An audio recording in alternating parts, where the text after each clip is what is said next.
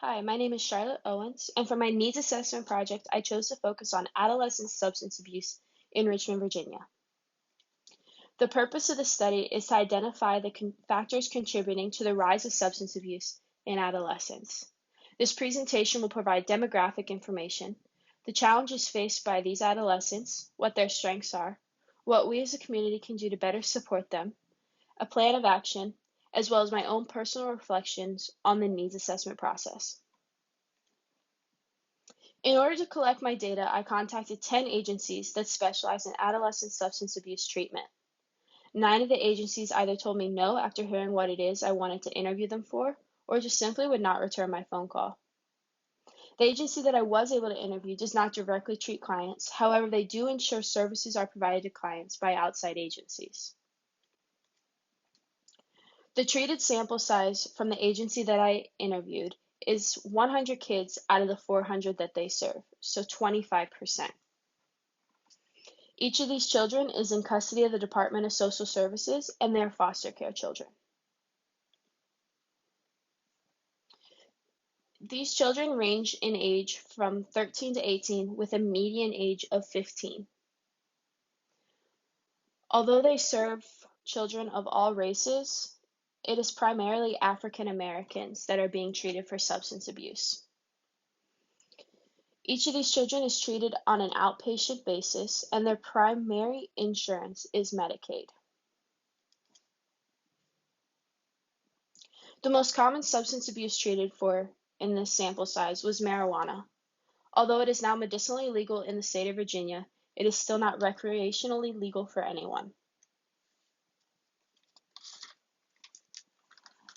The challenges faced by many adolescents in Richmond are poverty, homelessness, coming from a one-parent household, be it due to an absent or even an incarcerated parent, or in the case of my sample size, they're in the custody of the state.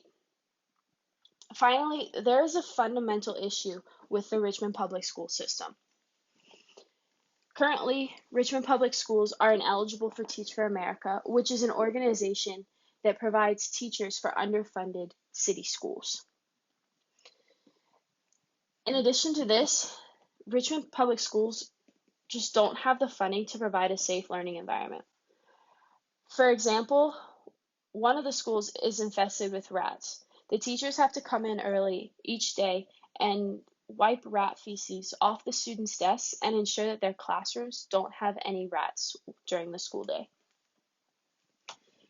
This is coupled with teachers just don't want to take jobs in Richmond Public Schools for all the reasons listed above, but also because it's just not a good job for them.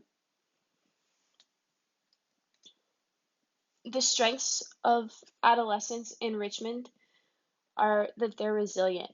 They see abuse every single day, be it domestic abuse, parent to parent, or significant other to parent, or even to themselves.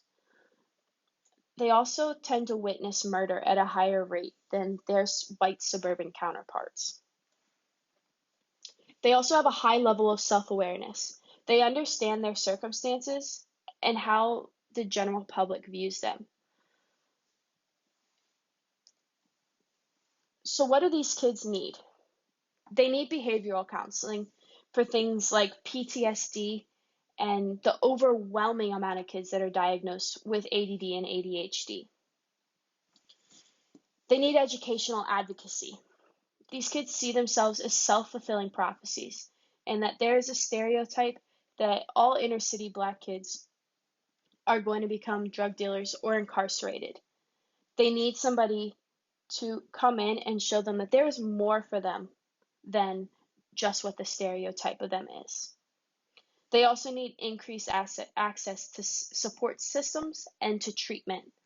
Currently, although there is an abundance of treatment facilities available to adolescents for substance abuse, many of them don't take Medicaid or government insurance. They only take private insurance.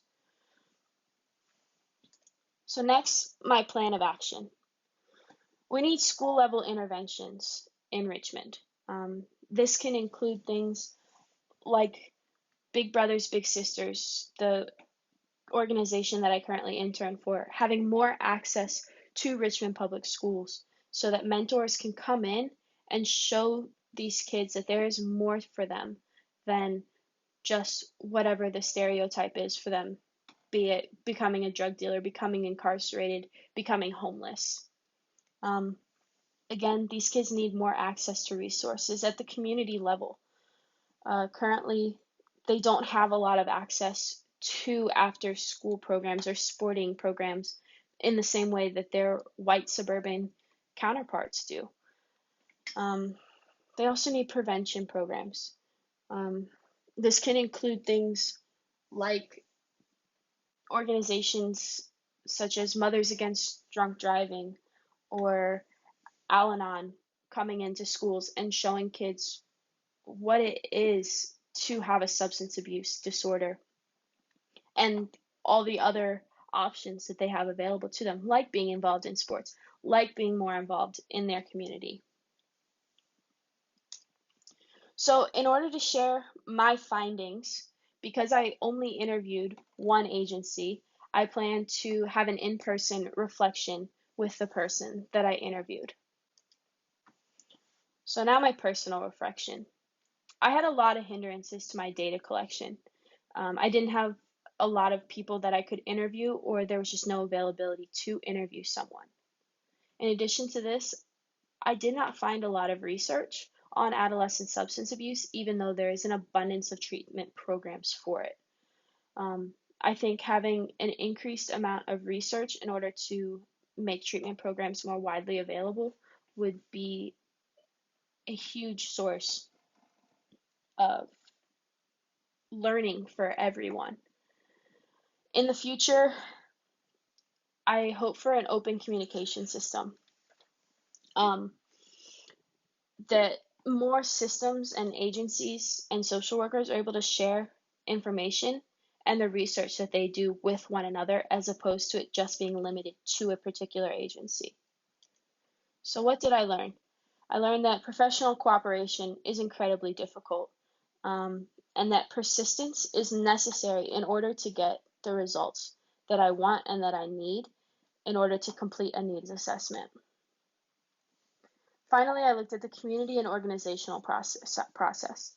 Nonprofits, I found, are the best for information. They have a wealth of information, and this is probably because they're created to serve a specific subset of the community, and it's focused and community driven, and they're typically funded by the government or another source of money or donations.